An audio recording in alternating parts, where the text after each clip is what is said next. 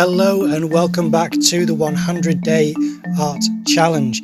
This, I believe, is video number 70? I'm going to have to check whilst I'm recording this. I normally check before I press record, but on this occasion, for some reason I didn't check. No, this is number 71. I had a feeling that I was one behind in that thought process. So this is number 71 of 100. Meaning that we only have 29 to go after this. And this is my third of 3 pencil portraits. I've quite enjoyed trying to move around the different media that can be used to make art and or with which to make art. And landing on pencil portraits is interesting because it's such a classical, traditional way of making art. And yet it was one of the last things that I thought of, and it was only due to a conversation with a friend, which I talk about at great length in the first of these 3, which I will link in the top right hand corner of the video now. And basically since then I've just tried to become faster and faster at the portrait process. This is another one which I think was about 40 minutes, I believe. So yeah, it was good fun, great practice, and quite an interesting model. Once again, I often do this. I used the reference material from Earth's World, which is an account on Instagram. So I'm going to put them on the screen now, and there will also be a link in the description to their Instagram account. If you want to use any of their reference material, feel free to do it, but credit them. Make sure you give them the credit because they will acknowledge your usage of it, and it spreads around the awareness of their great account. And I do really appreciate what they offer as far as photo portraits. And yeah, it was very interesting. I really like this character. I like his baseball cap, the glasses, the look on his face, the expression, and also the 3/4 portrait, but also from this vantage point. So it's a fairly high, it looks like as though the photograph has been taken from around the top of the peak, maybe where the peak meets the face of the cap. And it looks as though the photograph's being taken across and down at this chap. I don't know if that's correct, but it's what it feels like, because it just has this really nice angle looking across at him. And I am drawing with Palomino Blackwing pencils. This is the Palomino Blackwing, and I start off the portrait with the Blackwing 602. I really enjoy these pencils. I think they do a great job. It makes it very quick for me. But I am going to start making pencil drawings with different makes of pencils, because I do have different sets that I know do different things. And it's just that I know these pencils fairly well. So once you're familiarized with something or familiar with something, they become reliable to the extent that you are aware of how they work and their strengths and weaknesses. So that's why they were my go-to pencil for this triple set of portraits.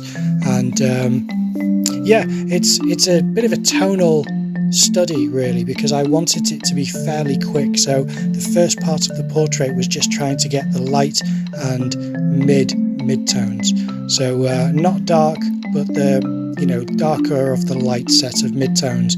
And then I go in afterwards with the Palomino Blackwing, which is what I'm using now, the black pencil, and get in the shadow, the darkest tones, and then the dark mid-tones as well, and start to blend the shading to make sure that everything has some sense of tonality to it and strength to the tonal range.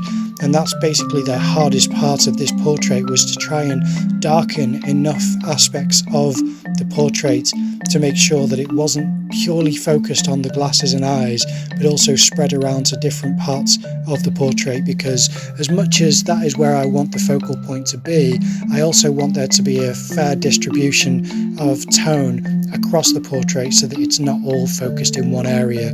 But I really like the expression on this chap's face, as I mentioned earlier, and it did help with the portrait. When you do like the look on someone's face, it just, for some reason, for me, it makes it much easier to describe in whatever medium I'm using, because I think I can empathize with the emotion, and I also focus a lot more on the different aspects of the facial expression that I find appealing or interesting. So that's what I'm doing, and then the rest of the portrait I start to realise is lacking tonality and definition, so that's where I start to try and darken certain aspects of either the neck or his shirt at a later point, because I realised that it's quite flat, and as much as it was doing things on the early stages of this portrait, at the later stage now where I'm developing the tone of the skin and the neck and parts of the baseball cap, the shirt just sits very flat and it needs more. So that's why I'm going in now to darken certain parts of the shirt, but not too much. I don't want it to draw attention, because the shirt is quite light.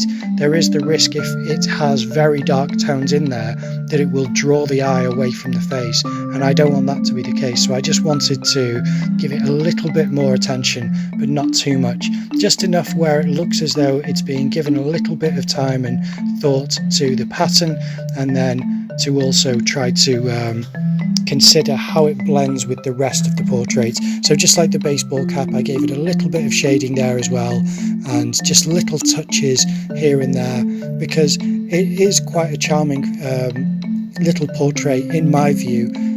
Out of the three, I quite like the character of this portrait, but I didn't want it to be imbalanced with the other style as well, because the style of all three of these is to make it scribbly but tonal and relatively well observed, if I can achieve that, and just making sure that it has some semblance of tonal balance to the piece on a whole. So that's what I've been working on, that's what I found important with this piece. But I did really enjoy studying this picture, this image, for the portrait, and after this now I have a series, just a series of three again, of three abstract images that I worked on for another project. So that's what's coming after this. So it's quite varied, but then it will change after those abstract pieces. It will change again to a different medium and different concepts. So I hope you're enjoying the challenge. I'm certainly enjoying it, but this is the drawing that I made. Thanks very much for watching, and I will see you tomorrow.